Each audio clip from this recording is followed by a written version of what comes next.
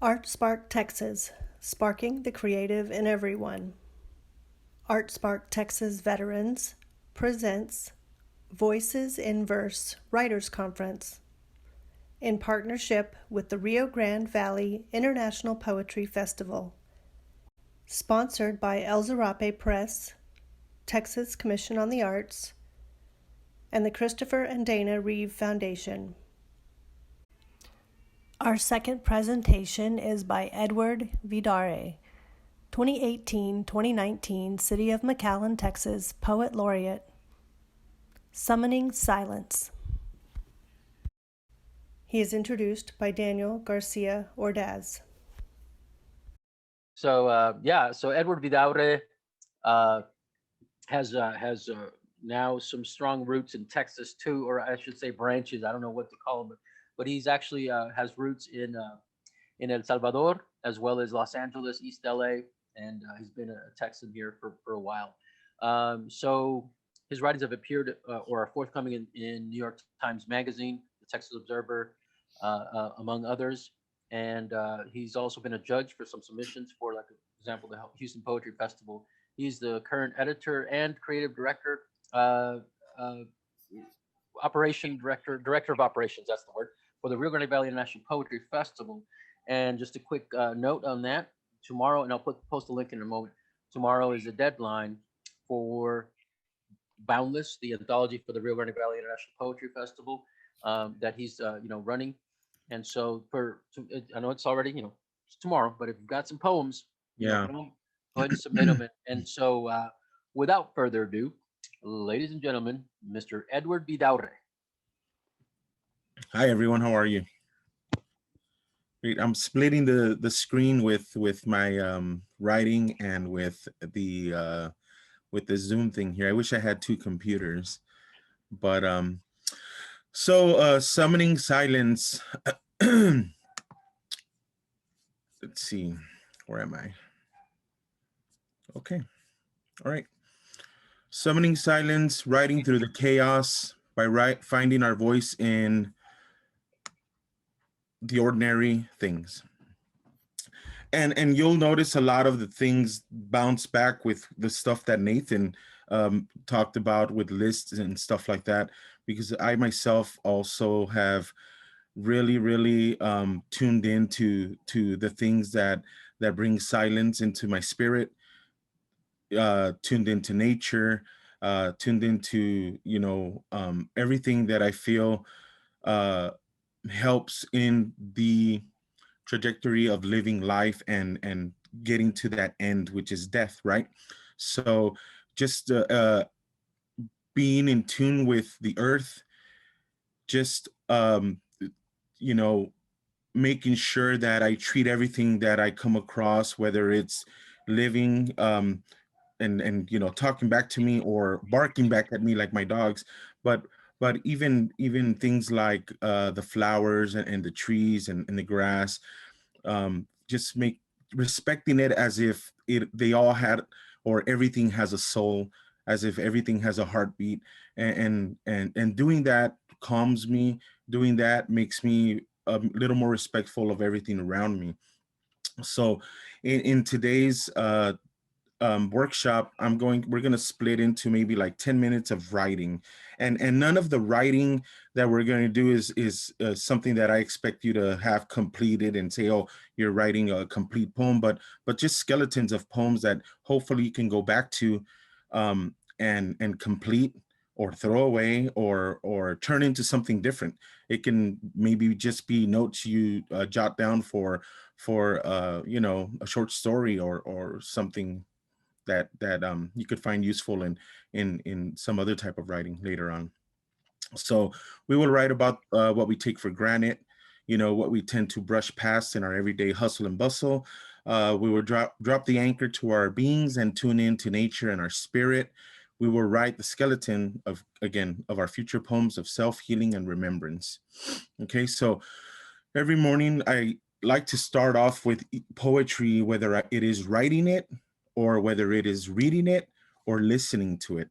There's a new app out there called Clubhouse, and it's a social media thing where it's just, people are it's an audio, so people are doing workshops and reading poetry and talking about life, and you don't have to type, you don't have to show face, you just talk and or listen. You could stay, they can mute you or they can let you speak, but sometimes I just sit in bed and take it all in, and so that's pretty neat. So I wake up, I give thanks for everything that I have, for another day, even if my knees shift and my back aches a bit more than usual.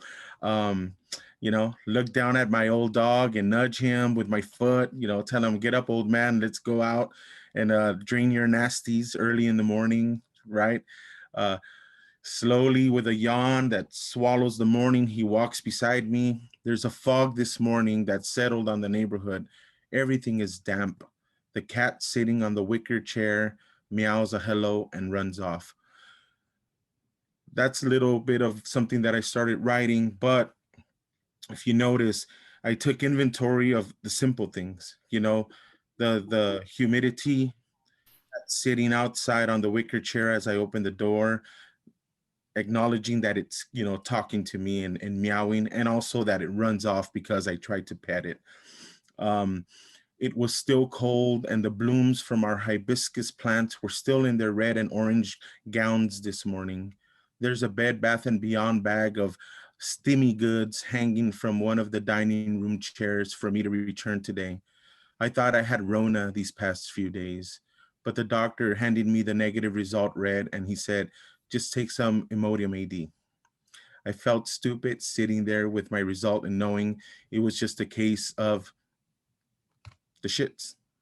At my age, sometimes you expect the bad news, not the embarrassing one. I don't trust that I should be so lucky sometimes.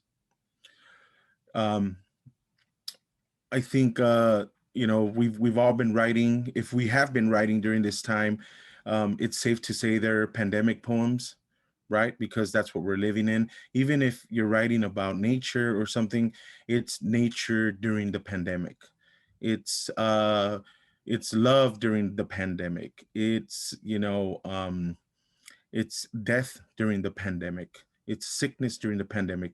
It's silence during the pandemic, and it's good to acknowledge that, and it's good to it's important to be responsible about it, because again, we write our history and we put it out there for others to to read, and it'll be read hopefully many many years later, and people will look at the contemporary poets of the day and say, what were they writing about? So they'll look at Nathan Brown and say, what was Nathan Brown writing during the pandemic? Well, he's what, got 3 books out about the pandemic.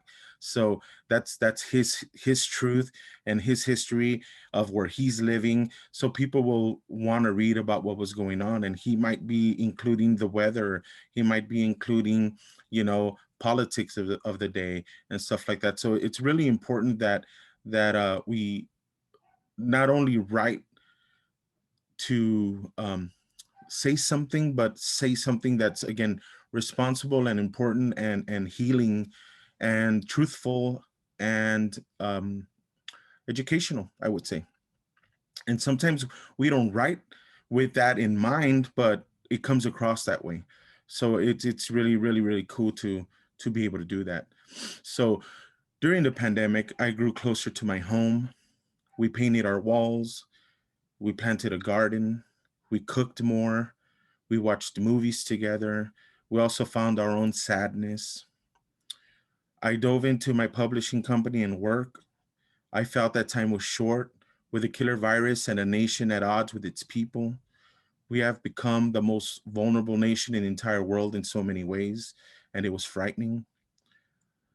What was more frightening was that the world was watching, like saying, it's your turn to suffer in silence.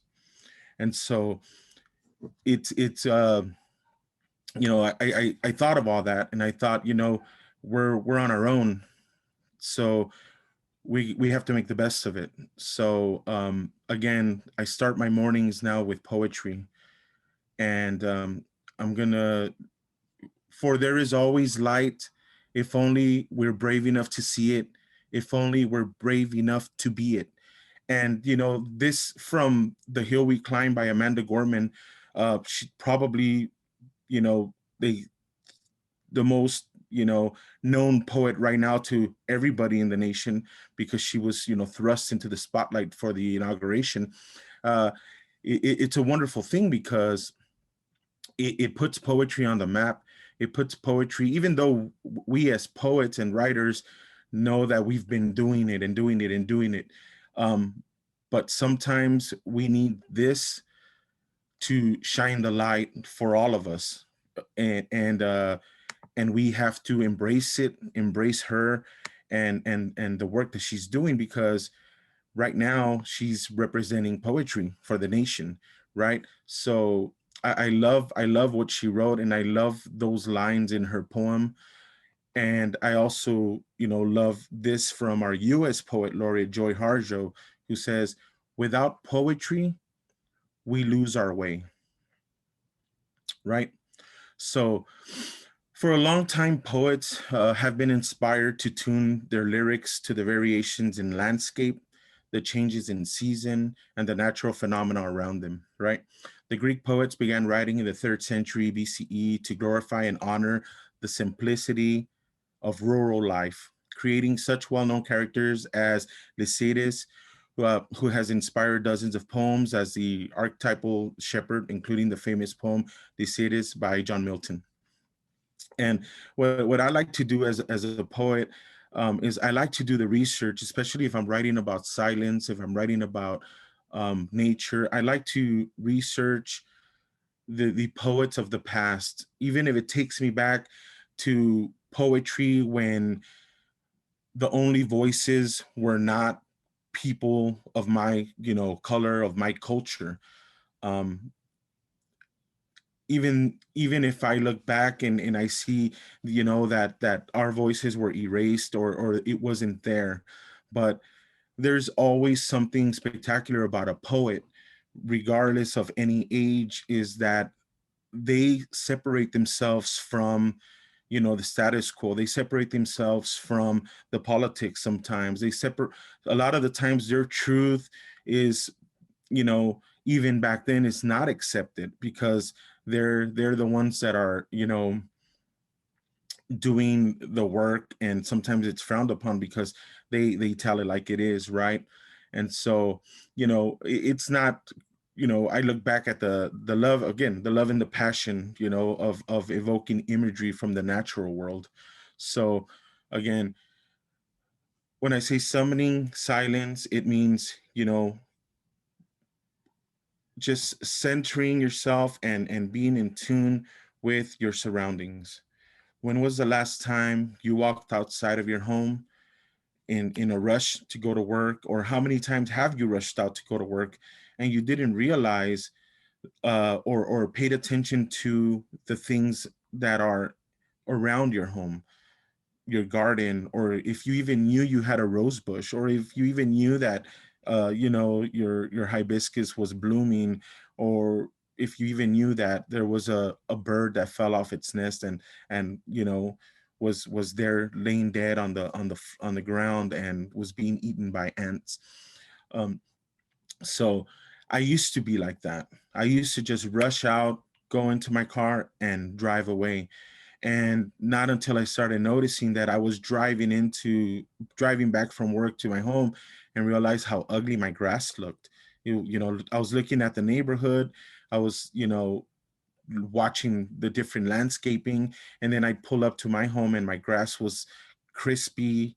I'd step on it and it'd crunch, and nothing was growing, and everything was just like real ugly. And I thought, wow, that says a lot about the attention that I'm giving to my home.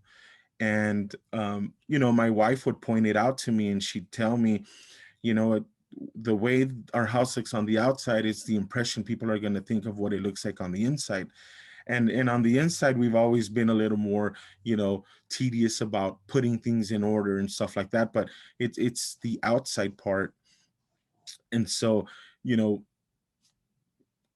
being one with your surroundings, being one with nature, everything just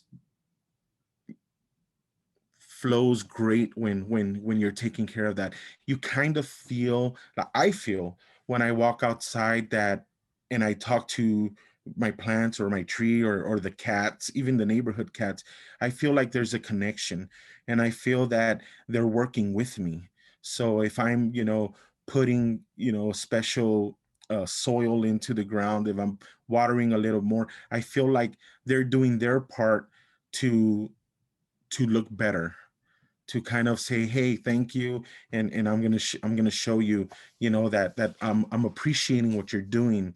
I noticed that I have mockingbirds that hang out a lot, and they're always, out there, and they're singing, and they're, chirping and stuff like that. And I go outside, and they're there, and they land in front of me, and they could be drinking off of the water bowl that I have in front of the cat, for the cats and the dog outside, and they don't fly away because I don't chase them away, because I've been out there long enough to, and throw bird seed out there and stuff, that they feel or know that I'm cool with them, right? So I really am a big believer of of of nature understanding and respecting and being smarter than us, I think. So when I see that they don't, fly away and stuff like that, it's them saying, thank you, we know you're not going to hurt us, and we respect you. So yeah, that's something that I pay attention to more now. um So, in the tradition of the natural poetry, let's say, for example, of William Wordsworth, Cat in Mind, when he proposed that poetry takes its origin from emotion recollected in tranquility, this tranquil state might be most easily inspired if the poet would go out into nature, observe the world around him or her, and translate those emotions and observations into verse, right? So, uh, Wordsworth writes, there was a time when meadow, grove, and stream, the earth and every common sight, to me did seem apparelled in celestial light. Contemporary poets are equally inspired by the Japanese traditions of haiku and renga. Uh, I myself, when I feel like I've got a writer's block, um, I, I I tune into the haiku. I love the 5 7 5 syllables of the poetry style. I love that you have to incorporate nature and the seasons and you know in the natural world into the writing, and I love it. And so it's a a meditation, right, on the natural world, basically. So it again, I might be going through a rut in writing, but I'm able to tune into the things that I'm getting more familiar with and that I'm understanding more and that are very connected to me at a time. So I'm able to look for words that describe nature in a more beautiful way. And it feels like a more, like a truer way of writing because I have that connection and I'm not, making it up or anything like that. So Basho, for example, great master of the haiku, writes, speaking out, my lips are cold in autumn wind. Many contemporary poets are adept in blending the Eastern and Western traditions of nature poetry. Among the many notable poets who have founded their work on these traditions are Robert Haas, Gary Snyder, Mary Oliver, and Louise Gluck. Schneider begins four poems for Robin with the haiku like meditation. I slept under rhododendron. All night blossoms fell. Gluck's lyric, Mock Orange, begins. It is not the moon, I tell you. It is these flowers lighting the yard. I mean, how beautiful is that? It is not the moon, I tell you. It is these flowers lighting the yard. You there's it's just so beautiful in such short um small piece. I mean, it's so meaty. I could read a chapter in a book, and it won't give me the satisfaction of what these three lines did for me. So, you know, so for the next 10 minutes, if you would, I'm gonna give you 5 words. If you have them, if you have a pen and paper ready, I'm gonna give you 5 words, and let's tune in to nature. Let's tune in to the everyday things in life, and come up with a short poem, long poem, prose, or whatever, beginnings of a short story if you'd like. And the 5 words we're looking at are, and I'll write them here on the notes, is earth, bloom, crisp, vast, and warm. So I'll put a timer for 10 minutes and see what we could come up with, and maybe we can share what we have. Okay, 10 minutes are up. Um, 10 minutes seems like a long time sometimes, and sometimes it feels like not enough time. Um, I like to set a timer sometimes and challenge myself to write about certain things. And I try not to look at the timer, but when that alarm goes off, I'm either happy with it, or I'm either up getting something to drink because I'm done, or I'm a lot of things run through my mind because I'm trying to cram it into the space. But again, we're writing skeletons to future writings, right?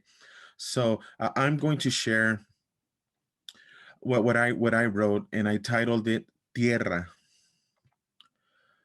And the words we're using were earth, bloom, crisp, vast, and warm. Flowers wilt, breathing on my palm, dying on the earth. They assume I'll forget them. Sooner or later, a vast silence will come over them. So they show me their warm death, forgetting how to bloom while I still have soil on my hands, leaving me wondering if I will ever understand their crisp roots. Um, so I I think in the past, people, or even now, people are afraid of solace. People are afraid of being bored. Um, I try to accept the boredom sometimes, and again, pay attention to the quietness, and to all the things that give me the opportunity to use my brain. So, that boredom, that quiet time, you know, uh, just the sounds of nature sometimes, or that's why people escape out into to a long journey, a long nature walk, because they love the sound of just maybe the flow of the river. It's very calming and peaceful, right? So I'm going to share a poem that by Pablo Neruda. It's called Keeping Quiet. Okay. And it begins, now we will count to 12 and we will all keep still. I'm going to read different parts and then talk about it, and then I'm going to read the whole poem. Now we will count to 12 and we will all keep still. Not instructions for counting to 10, that common advice for dealing with rising anger before reacting. No, this is longer, just a bit longer. Stretching the silence out two beats longer. Uh, now we will count to 12. That's what he's saying. The opening reminds of something a teacher might say, a preschool teacher, or perhaps something a parent might say to a child before some kind of game. I think that's what makes the line evocative, as if it holds the echo of something we've heard before. Now we will count to 12 and we will all keep quiet. The poem continues. For once on the face of the earth, let's not speak in any language. Let's stop for 1 second and not move our arms so much. No language, no large gestures. What then? Fishermen in the cold sea would not harm whales, and the man gathering salt would not look at his hurt hands. a pause for not harming, right? A pause for looking at our own hands and seeing that they might hurt, a pause for simply look at what we're doing and ask why we're doing it, and to ask whether in fact it makes sense. What I want should not be confused with total inactivity. We would not be doing nothing. We would not be doing something. It's a bit like meditation, what he's suggesting, or perhaps writing, not doing nothing, doing something different. And then he tells us this might become possible. Perhaps a huge silence might interrupt the sadness of never understanding ourselves. Who would not want this? And you keep, and then it ends. Now I'll count up to 12, and you keep quiet, and I will go. Do you feel it? A sense of vast space opening up. The poet has left, and we are here in the quiet. The entire poem. Now we will count to 12, and we will all keep still for once on the face of the earth. Let's not speak in any language. Let's stop for a second and not move our arms so much. It would be an exotic moment without rush, without engines. We would all be together in a sudden strangeness. Fishermen in the cold sea would not harm whales, and the man gathering salt would not look at his hurt hands. Those who prepare green wars, wars with gas, wars with fire, victories with no survivors, would put on clean clothes and walk out with their brothers in the shade, doing nothing. What I want should not be confused with total inactivity. Life is what it is about. If we were not so single minded about keeping our lives moving and for once could do nothing, perhaps a huge silence might interrupt this sadness of never understanding ourselves and of threatening ourselves with death. Now, I'll count to 12, and you keep quiet, and I will go. How amazing is that poem? So, um, let's do 5 minutes this time of writing. So, for the next 5 minutes, write as if you were in a tomb, knowing you were over this life, no pain, no fear, waiting for what's next. So we just came off of a writing exercise of 5 minutes of writing as if we were in a tomb, knowing that this life was over. There was no pain, no fear, waiting for what's next. And I'll read what I wrote. I know there's a light coming. I was promised by those who prayed for me. I can wait. I'm familiar with the dirt that covers me, the roots pushing through my tomb. Is this what rain smells like from Earth's heaven? I don't need oxygen here. The silence is not loud. I hear those around me grief stricken. I try to tell them, rest, rest. There's a light coming. Um, Something that comes out of a lot of writing things when I'm focusing on things is question poems. I love to write question poems. And I came across question poems reading Pablo Neruda, um, a sample of something he wrote, very two lines. Why don't they train helicopters to suck honey from the sunlight? Right. So just reading something like that conjures up, you know, question poems, which to me are fun. Um, and so I'll share something that I wrote called question poems after Neruda. Will my death feed the worms or push the ocean deeper, closer to the sun? Papel picado, you were spared, I see. It must have been your yellow dress, or was it the purple skirt, the one that dances when the mariachi sings? Which loves the most, winter, spring, summer, or fall? Only lovers of nature see the thunder blue on the grackel's back. Or is it midnight blue? Along the borderlands are autumn and winter held in cages, or are they face down in the river? Did I tell you when I wrote about insomnia, I was asleep? Mother, the day I was born, was father invited to cut the umbilical cord, or did he just stare at the scissors in his hands in front of his garden? Two dogs tumble playfully on the grass while the owners look on. What's the dialogue of the dogs? I'm surrounded by oak trees under the shade. Poinsettias promise a December bloom. How fast is 5 months traveling? Dallas has stars in the sky and behind the mic. There's a woman here, so black, so rich, like chocolate melting. Does the moon drool at her sight? Barbecue and beer. What side of 80s music goes with ribs? Music by two. Close your eyes. Intake, like sweet smoke. What's Cloud 10 like? In Dallas, all colors are a west shade. How do you tell the cicada their song paints the night an amber mist?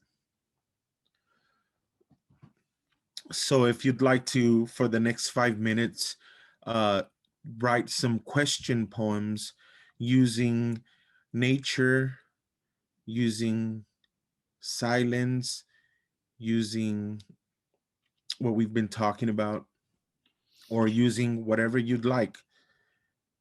When you're in a very quiet place, when you're remembering, when you're savoring an image, when you're allowing your mind calmly to leap from one thought to another, there's a poem. Naomi Shihab Nye's poem Kindness has traveled around the world. She grew up between Ferguson, Missouri, Ramallah, and Jerusalem. She insists that language must be a way out of cycles of animosity. She'd have us notice petite discoveries that have emboldened us to choose human nourishment over division. This is her poem, Kindness. Before you know what really is, you must lose things. Feel the future dissolve in a moment, like salt in a weakened broth. What you held in your hand, what you counted and carefully saved, all this must go so you know how desolate the landscape can be between the regions of kindness. How you ride and ride, thinking the bus will never stop. The passengers eating maize and chicken will stare out the windows forever. Before you learn the tender gravity of kindness, you must travel where the Indian in a white poncho lies dead by the side of the road. You must see how this could be you, how he too was someone who journeyed through the night with plans and the simple breath that kept him alive.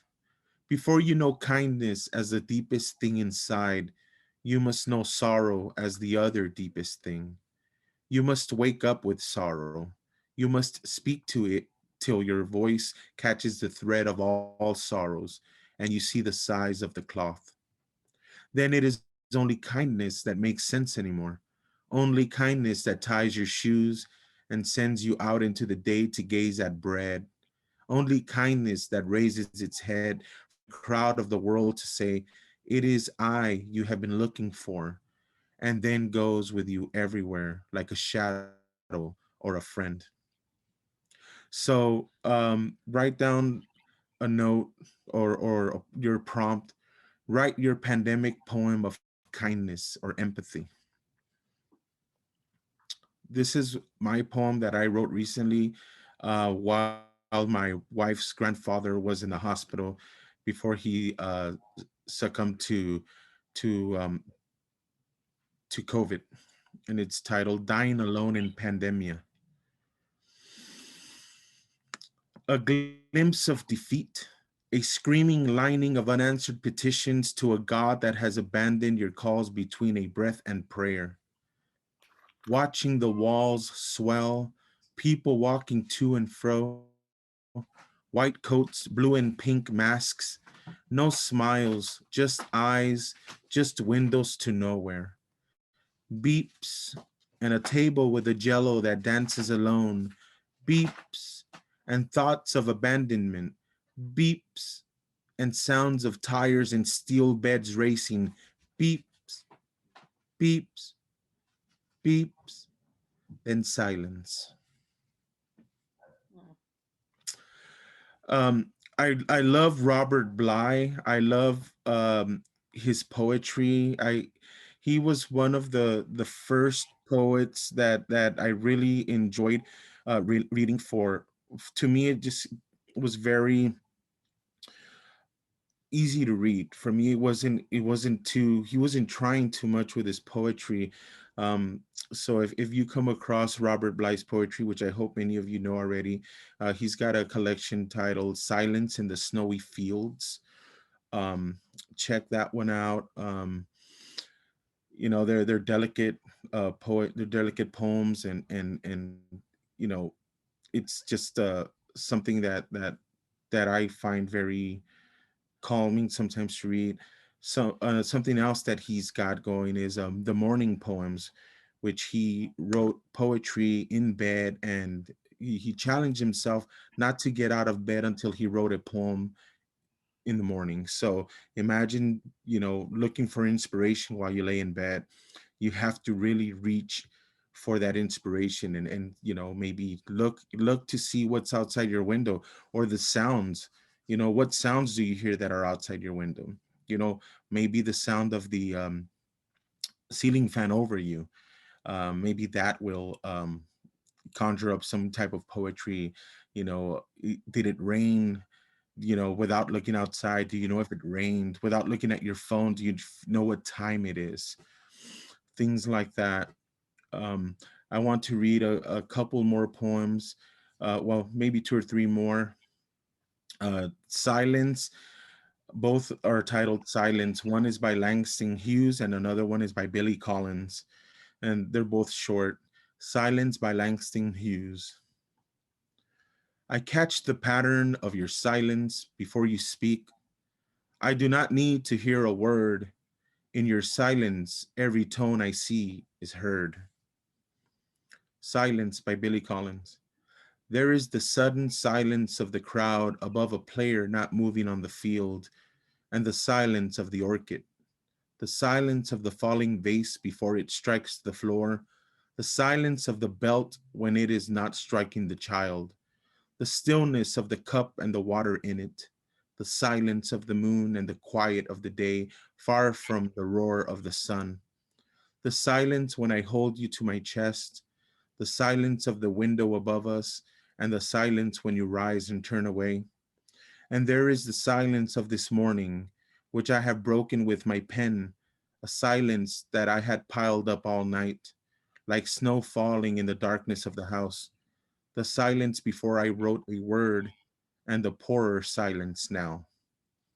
So write a silence poem if you can, when you can.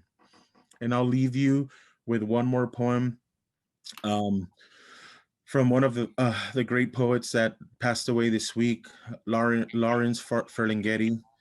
Poetry as Insurgent Art.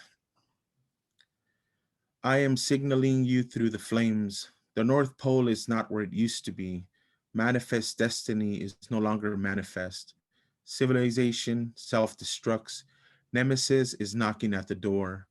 What are poets for in such an age? What is the use of poetry? The state of the world calls out for poetry to save it.